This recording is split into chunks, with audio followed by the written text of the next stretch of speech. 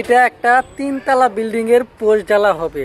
তলের মাটিগুলো অল্প নরম ছিল, তার জন্য দেখেন বাঁশ দিয়া সেখানে পাইলিং সিস্টেম করে দিয়ে সেখান দিয়ে কিন্তু পোস্টগুলো ঢালা হবে।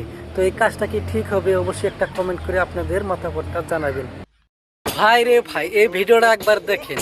আপনি শোনাতে না কোথায় থুবেন? চোর ক্যাশ, চোরের বাপ দাদা 14 গোষ্ঠীও আইলেও কিন্তু সেটা খুঁজে পাবে না। এখানে দেখেন চেয়ারের মধ্যে কত সুন্দর করে একটা লক তৈরি করছে, সেখানে সোনাদানা ধোয়া যায়। ভাই রে ভাই, এই মিস্ত্রিটার কাজটা দেখেন। এখানে দেখেন 1 নম্বর ভুল পোস্টটা সাইডে গেছে। এটা একটা 4তলা বিল্ডিং এর কলম। তো এভাবে যদি কলম ঢাইলে ছাদটা ঢালা হয় কিন্তু ছাদের কিন্তু লাস্টিং বেশি দিন হবে না। তো কি বলেন? কমেন্ট করবেন।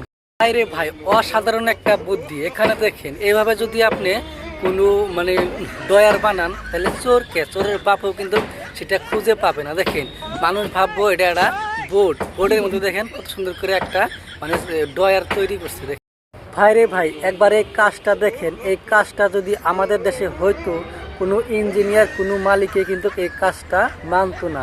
এখানে দেখেন এই বিম ফুটা করে যে পাইপগুলো দেওয়া হয়েছে, এই কাজটা কি ঠিক হয়েছে? অবশ্যই কমেন্ট করবেন। তো দেখেন ভাই রে ভাই, আমরা যখন সিলিংয়ে ঘোলা টোলা মারি, তখন কিন্তু একটা টাকারিতে ঘোলা নিয়ে সেখানে কন্নি দিয়ে ঘোলাটা মারি, সেখানে অনেক ঘোলা কিন্তু আমাদের নষ্ট হয়।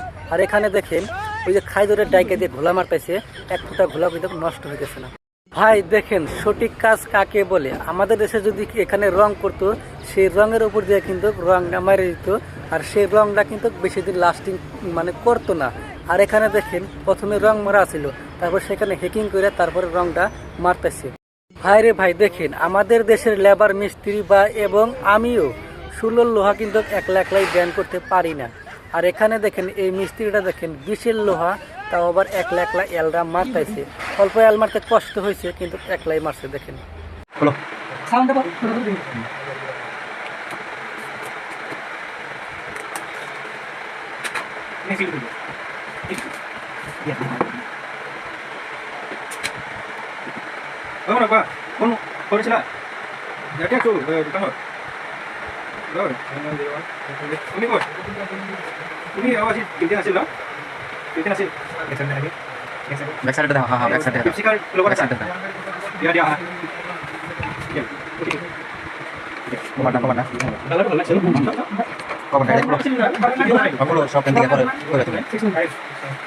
কভার আছে।